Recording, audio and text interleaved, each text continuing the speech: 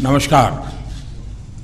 सबसे पहले मैं प्रधानमंत्री बोरिस जॉनसन और उनके डेलीगेशन का भारत में हार्दिक स्वागत करता हूं।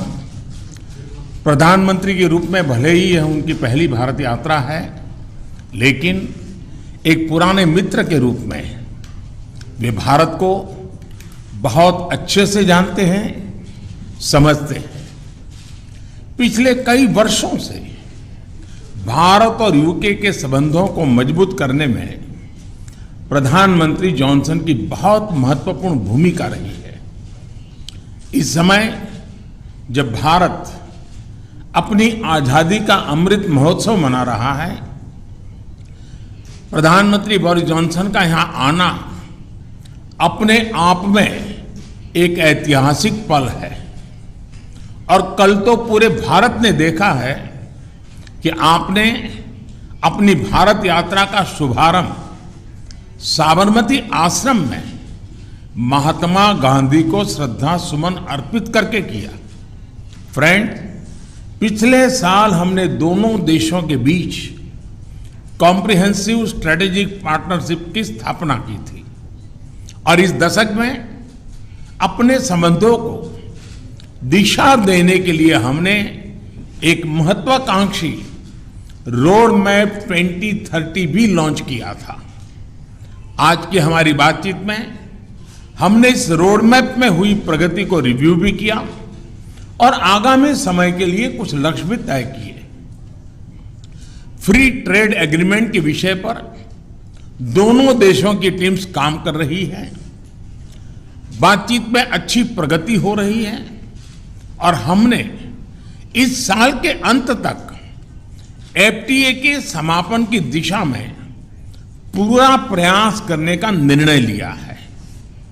पिछले कुछ महीनों में भारत ने यूएई और ऑस्ट्रेलिया के साथ फ्री ट्रेड एग्रीमेंट का समापन किया है। उसी गति, उसी कमिटमेंट के साथ हम यूके के साथ भी एफटीए पर आगे बढ़ना चाहेंगे। हमने रक्षा क्षेत्र में सहयोग बढ़ाने पर भी सहमति व्यक्त की है। रक्षा क्षेत्र में मैन्युफैक्चरिंग, टेक्नोलॉजी, डिजाइन और डेवलपमेंट सभी क्षेत्रों में यूके द्वारा आत्मनिर्भर भारत के समर्थन का हम स्वागत करते हैं। फ्रेंड्स, भारत में चल रहे व्यापक रिफॉर्म्स हमारे इंफ्रास्ट्रक्चर मॉडर्नाइजेशन प्लान और नेशनल इंफ्रास्ट्रक्चर पाइपलाइन के बारे में भी हमने चर्चा की। हम यूके की कंपनियों द्वारा भारत में बढ़ते निवेश का स्वागत करते हैं और इसका एक उत्तम उदाहरण हमें कल गुजरात में हालोल में देखने को मिला। यूके में रहने वाले 1.6 मिलियन भारतीय मूल के लोग समाज और अर्थव्यवस्था के हर क्षेत्र में सकारात्मक योगदान कर रहे हैं। हमें उनकी उपलब्धियों पर गर्व है और इस जीवंत सेतु को हम और मजबूत करना चाहते हैं। इस दिशा में प्रधानमंत्री जॉनसन ने निजी रूप से बहुत योगदान किया है। इसके लिए मैं उनका अभिनंदन करता हूं। फ्रेंड्स, हमने ग्लासगो में आयोजित COP26 में लिए गए संकल्पों को पूर्ण करने के लिए अपनी प्रतिबद्धता जताई। आज हमने अपने क्लाइमेट और एनर्जी पार्टनरशिप को और अधिक गहन करने का निर्णय लिया। हम यूके को भारत के नेशनल हाइड्रोजन मिशन में शामिल होने के लिए आमंत्रित करते हैं और हमारे बीच स्ट्रेटेजिक टेक डायलॉग की स्थापना का मैं हृदय से स्वागत करता हूं। फ्रेंड्स, आज हमारे बीच ग्लोबल इनोवेशन पार्टनरशिप के इंप्लीमेंटेशन अरेंजमेंट्स का समापन एक बहुत महत्वपूर्ण पहल साबित होगी। यह अन्य देशों के साथ हमारी विकास साझेदारी को और मजबूती प्रदान करेगा। इसके तहत तीसरे देशों में मेड इन इंडिया इनोवेशंस के ट्रांसफर और स्केलिंग अप के लिए भारत और यूके $100 मिलियन तक को फाइनेंस करेंगे। इनसे सस्टेनेबल डेवलपमेंट गोल्स की प्राप्ति में और क्लाइमेट चेंज से निपटने के प्रयासों में भी मदद मिलेगी।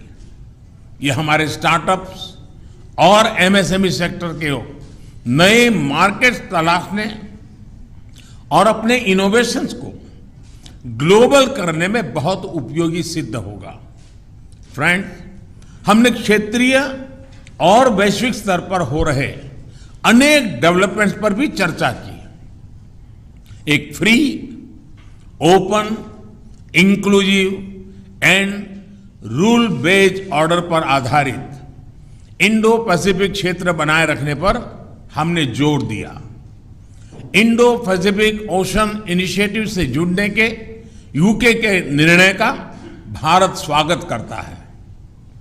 हमने यूक्रेन में तुरंत युद्ध विराम और समस्या के समाधान के लिए डायलॉग और डिप्लोमेसी पर बल दिया।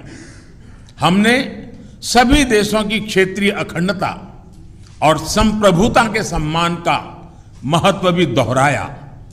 हमने एक पीसफुल, स्टेबल और सिक्योर अफगानिस्तान और एक इंक्लूसिव और रिप्रेजेंटेटिव गवर्नमेंट के लिए अपना समर्थन दोहराया। यह आवश्यक है कि अफगान भूमि का प्रयोग अन्य देशों में आतंकवाद फैलाने के लिए नहीं होना चाहिए।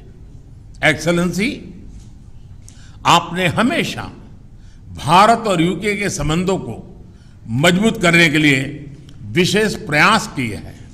इसके लिए हम आपका अभिनंदन करते हैं। एक बार फिर आपका और आपके प्रतिनिधिमंडल का भारत में हार्दिक स्वागत है। बहुत बहुत धन्यवाद।